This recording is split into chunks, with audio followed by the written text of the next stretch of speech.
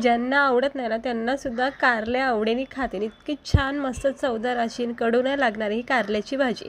त्यासाठी लहान मोठे छोटे जसेही कारले भेटतील आणायचे, त्यामधली बी वगैरे काढायची आणि छोटे छोटे तुकडे किंवा आवडीनुसार याचे तुकडे करायचे. थोडंसं हळद मीठ लावून चोळून ठेवायचं 10-15 मिनटं. मग याच्यातलं सगळं पाणी काढायचं. लसूण शेंगदाण्याचा कूट करायचा. त्यानंतर एक बारीक चिरलेला कांदा घ्यायचा. हे बघा हळद मिठाचं पाणी काढून स्वच्छ धुवून घ्यायचे. त्यानंतर कढाईमध्ये थोडे जिरे थोडा कांदा परतून घ्यायचा. त्यामध्ये हळद, गरम मसाला, धना पावडर आणि चवीनुसार मीठ टाकायचं. लाल मसाला टाकायचा. हे मसाले परतून घ्यायचे. अगदी चिमूटभर मीठ टाकायचा. मग आपण जे हळद मिठाचे कारले आहेत ना ते सगळे याच्यामध्ये टाकून एकजीव करायचं आणि मग लसूण शेंगदाण्याचा कूट 1-2 चमचा टाकायचं. थोडंसं चिमूटभर पाणी टाकून मस्तपैकी याला शिजून द्या. इतकी छान आणि मस्त चवदार ही कारल्याची भाजी लागते ना, अजिबात कडू लागत नाही. तर नक्की अशी ट्राय करून बघा आणि सबस्क्राईब करा.